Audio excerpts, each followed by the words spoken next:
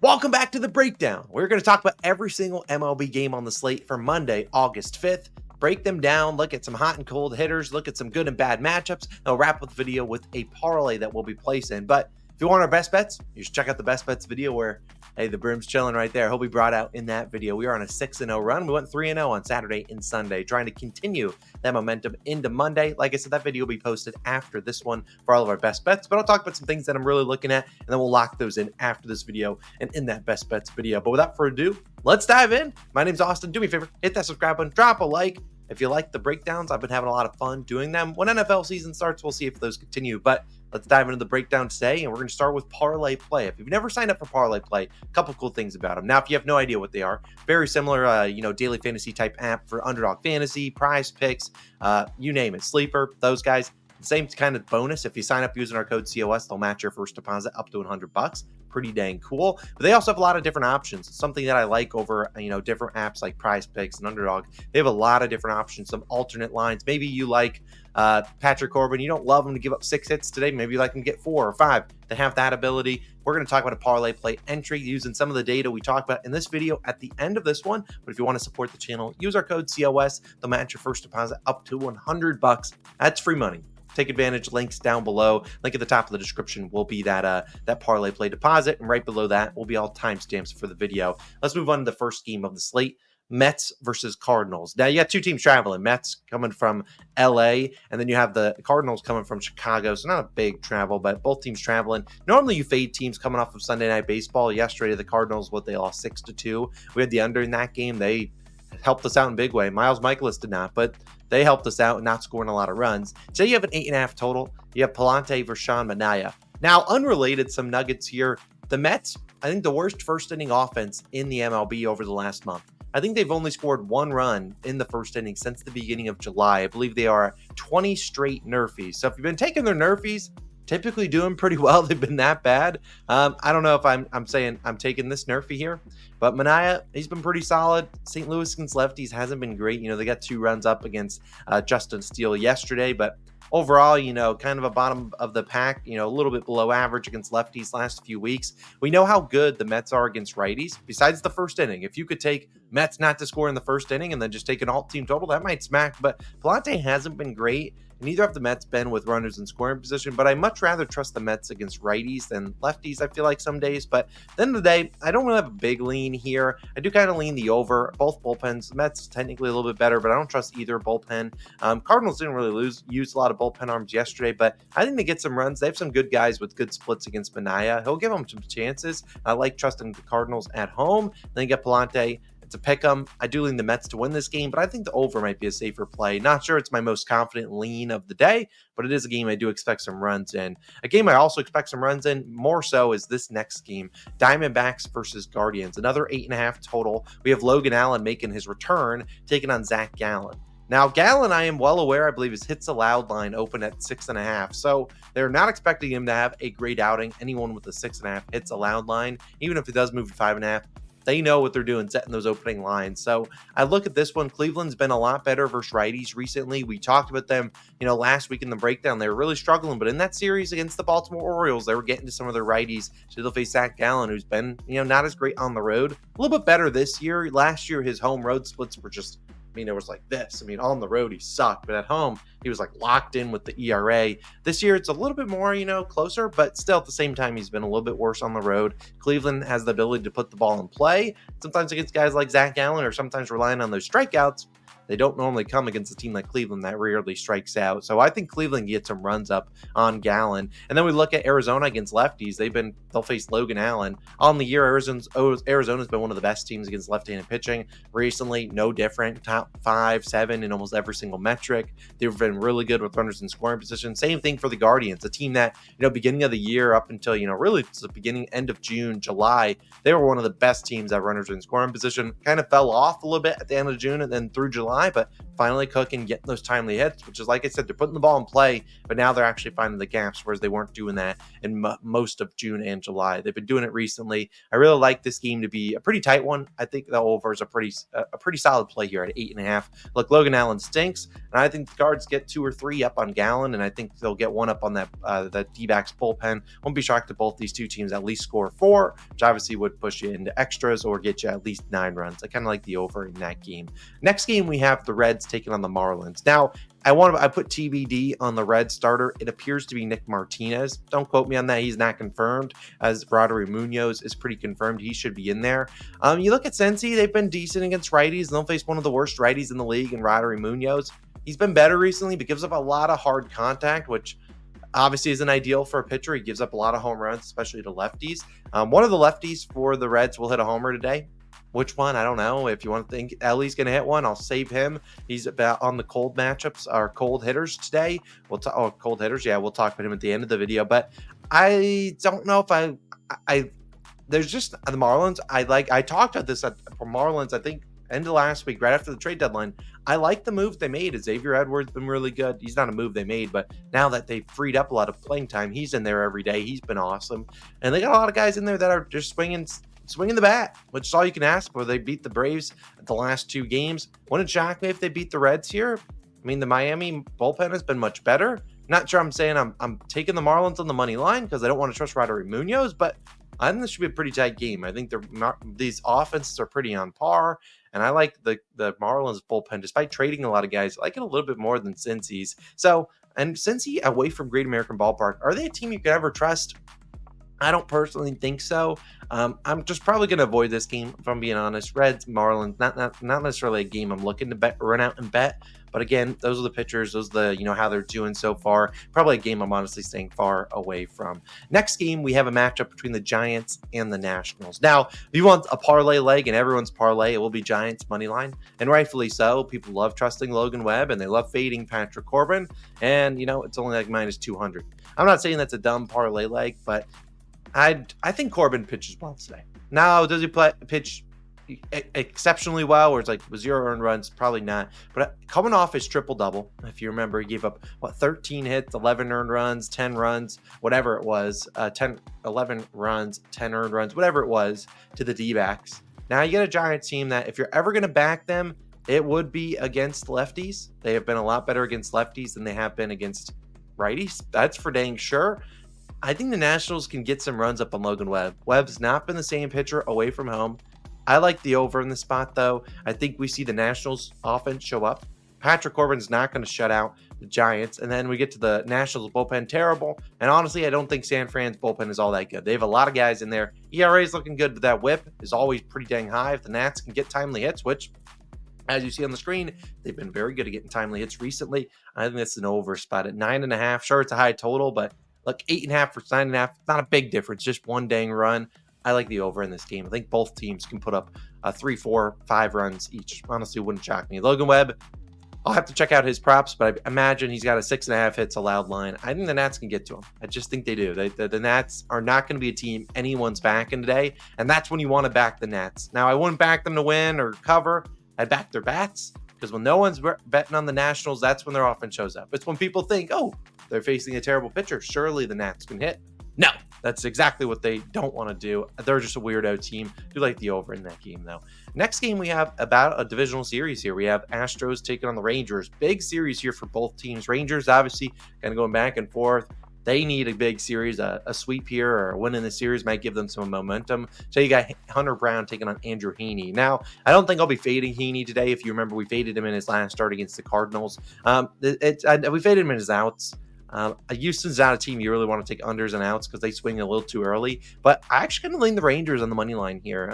I think they can go out there and do a decent job. I mean, we have a good splits. If I'll spoil one of the bad matchups, it's Yainer Diaz. He's a guy that's really struggled against Andrew Heaney, and he's typically the guy that comes up with guys on base. And he's been a lot better this year than he probably has been in years past. But if he's not getting the hits, that's a guy back in cleanup that has been struggling. I think he's 0 for 10 against Andrew Heaney. We'll talk about him a little bit more at the end of the video. I kind of like the Rangers here. I don't think people are going to trust the Rangers. I think they'll bet on Hunter Brown. Rangers, despite their stats for righties recently, a lot better at home than they have been on the road against righties, which has been a lot over the last 14 days they've been on the road. They've been better against right-handed pitching recently at home.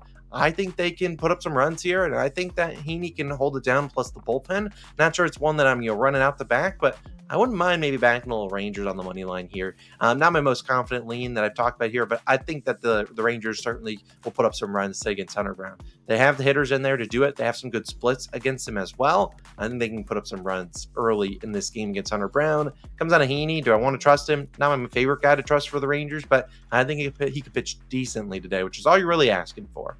Next one, we have the weirdest line of the day. Twins and Cubs. Now on the screen, I have the total 8.5. A couple books have this at 8. If you're just looking at ERAs, you see David Festa with an 8, Hendricks with a near 7. This feels like the easiest over of the day. Something is off about this game. I'm not saying I'm running out to back the under. I'm personally not sure I have the balls to do it with Kyle Hendricks on the mound. Now, David Festa, I'll give him credit. He's pitched a lot better recently than he did early on, so I don't think he's worthy of that 8 ERA. Hendricks, I can't say I'm the same, man. We tried backing him, and he went 4 scoreless, then give up 6 in the 5th. I mean, that's kind of the Hendricks show. It looks good until it doesn't, and then it looks real bad. Now, you look at these guys' pitching props. Hendricks has a 1.5 earned runs line. Sure, I'll give you juiced on the over. Festa, a 1.5 earned runs line. Sure, juiced on the over. I'll give it to you. But still, the fact both these guys have 1.5 hits earned runs, a 4.5 hits allowed line. This game makes no sense. I'm going to be honest. This game makes 0 sense at all. I will probably avoid this one. If Logan feels like he wants to step out on a pole and just line read and take an under, I wouldn't call him crazy, because the fact that this total is moving down to 8, I'm sure the public's 100% on the over, because you look at the ERAs, but ERAs doesn't tell the full story. Still, I'm not sure I want to back the under here, because the Twins could realistically put up 8 themselves against Hendricks, given how they've been swinging against righties. Man, this game's weird, and the Twins bullpen is terrible. Cubs has been pretty good, but man, I'm telling you, this game is one of the weirdest ones on the slate. Just that total and I probably avoiding that game, I'm being honest. That game is just so weird. I don't know what about it.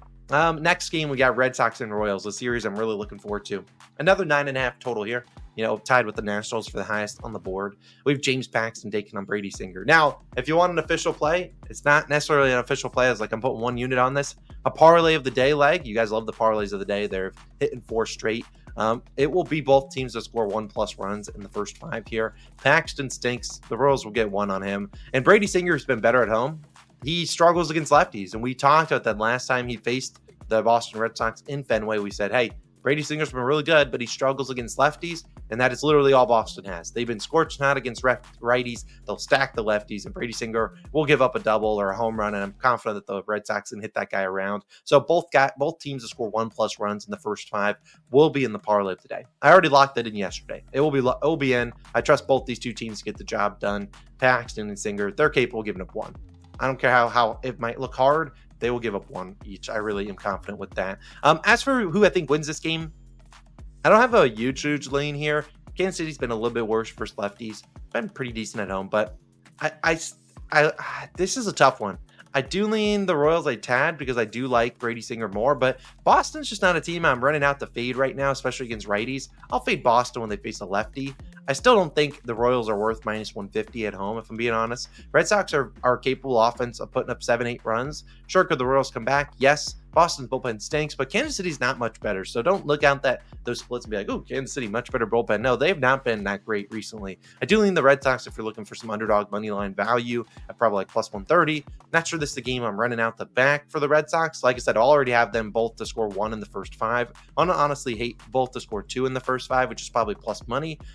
I think this is a higher scoring game. I think both teams can put up 3, 4, 5 runs each. I think this is a higher scoring game. I kind of like the over a little bit more than trusting either of the teams. I'm not going to give out an official pick here because I already have them to score 1 in the first 5. I don't want to sprinkle even more on things in this game, but I do think there's some runs in this game. And then finally, we got 2 more games. Everyone's watching, looking forward to this one, a big late night game. White Sox versus Athletics. The White Sox have now lost 20 straight games.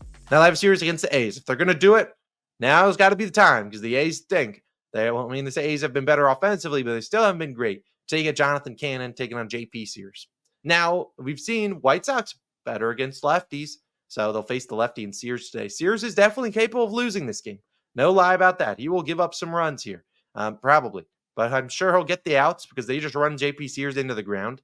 At the same time, Oakland has been good against righties, much better against lefties, but good against righties.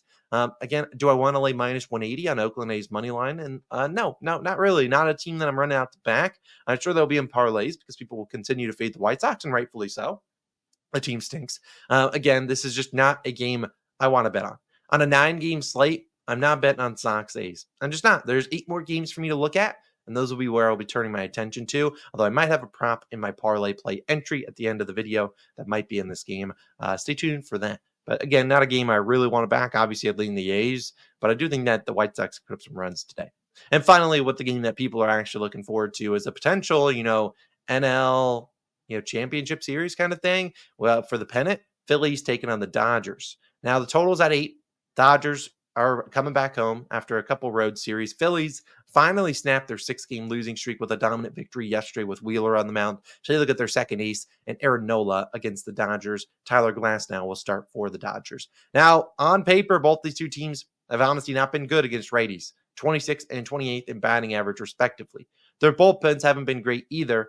I think this is a solid spot to probably look at maybe an over, though. I think the Phillies bats, they finally have Bryce Harper get a 3-hit game. He will not be on the cold hitters list in 2 seconds. I think that they can get runs up on Glasnow. I think the Dodgers can get runs up on Nola on the road. And the bullpens, if it's even 0-0 through 5, don't worry, the bullpen's going to come in and give their fair share of runs. So I do like an over here. You'll probably get a couple books at 7.5. I think there's going to be runs here. I think obviously Nola and Glasnow will command respect on an under. I think the Dodgers can put up some runs on Nola. I think the Phillies bats can finally start to get things going against Glasnow. I think this is a solid spot to maybe back some runs. In terms of who I think wins, I would not necessarily be shocked if the Phillies won here. I think the Phillies could win here. Everyone wants back Glasnow, but he has not been good over the last month. And I really think they could put up some runs on him. And the Phillies bats might be getting hot. Like I said, you fade the Phillies bats when they're cold. You might want to back them when they're hot. Are they hot? We'll see. 6 runs yesterday. I wish it was a little bit more to say really declare they're hot, but we'll see. Bryce Harper finally starting to heat up. They need Trey Turner to get going. But Trey Turner's been really good against the Dodgers. I think he has a hit in like 12 or 13 straight against them. Don't quote me on that, but I do think that there will be some runs in that game. And finally, we wrap up the video. We're talking about hot and cold hitters, good and bad matchups, and then a parlay play entry. Hot and cold hitters.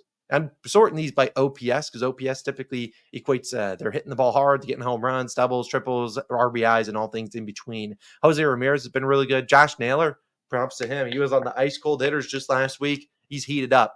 Geraldo Perdomo's been really good. Devers and Abreu. Abreu had some bad news happen with his family. Don't know a ton about him, but prayers out to him. I think he had 2 homers yesterday, or maybe that was on Saturday. And then Luis Garcia. A couple Nats were on that. Alex Call, I believe, is another one that's been swinging a hot bat. Guys that are cold. Trey Turner, already talked about him.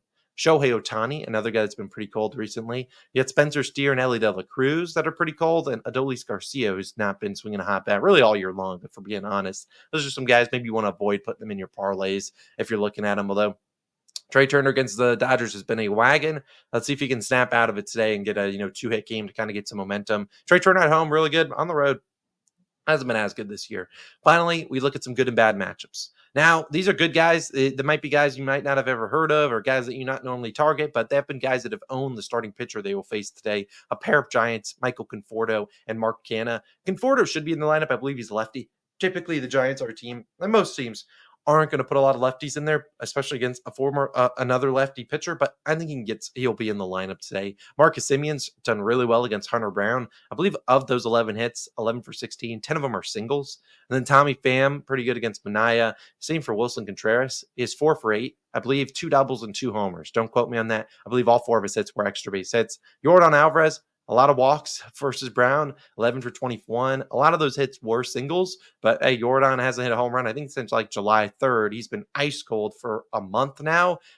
Those are just good matchups that those guys have owned the respective pitcher. As for some bad matchups, I talked about Yainer Diaz at the bottom. Josh Naylor, the guy that's been scorching out, we just talked about him, hasn't fared well against Gallen. Nate Lau against Hunter Brown, not great. Will Smith struggling against Nola. Same with Ahmed Rosario. Not sure if Rosario's in the lineup today, but Will Smith probably is, and he's been struggling as is. Again, those are just some bad matchups. Now we wrap up the video. We're talking about parlay play. If you are new to Parlay Play and you've never signed up, do me a favor, use our code COS. They'll match your first deposit up to $100. That's pretty free money if you say so myself. I'm going to try to do a Parlay Play entry in each of the videos going forward, or maybe we'll switch to Underdog Fantasy some days. But hey, it's always important to line chop and look at different things. I like Parlay Play because I have a bunch of different options. We'll kind of showcase some of those options right here. Here's what I'm rolling with today. We got a 5-leg little entry. We got $20 on it to win a little over 100. Hey, I'll take that. First leg, Simeon against Hunter Brown. We talked about him, Simeon to get a hit. He could certainly do that. Same with Luis Garcia and Perdomo's in there. I like JP Sears over in outs. You talk about JP Sears. He typically goes 6. And I'm going to be honest, the White Sox, I don't care how many runs they put up. They will run out JP Sears into the 6th inning unless they're rocking him. White Sox not necessarily a team that really run up the pitch count. And they'll swing early. Sears will give him plenty of pitches to hit. I think he can still go 6. And then Will Smith, we're fading him, taking his less than bases. Look, he's been terrible against Nola. Hasn't been great recently. I'll fade Will Smith and hope that he can't do anything here today. Didn't want to take like his under an HRR or under and just hits, but at 1.5 bases, I'll take a shot. If he gets a hit, hopefully it's only just a single. So we're doing $20 on that to win a little bit over 100. Hey, if you want to tail me on Parlay Play, certainly do it. Make sure you sign up using our code COS or the link in the description at the top. And I appreciate you guys for tuning into episode, I don't know how many of the breakdown, but episode 1 of this week. It's Monday, August 5th. Have a wonderful day. When our Parlay of the Day is live, I will link it on the screen. Well, that technically Parlay Play. Hey, we love that Parlay Play, but we'll have an official Parlay of the Day on Odds Checker that we write out. We'll also have our MLB Best Bets video. Should be live after this video. Go check that one out. Y'all have a wonderful Monday, a wonderful week. I'll see you guys in the Best Bets video, bringing out a trusty brew. I'll see you guys there. Peace.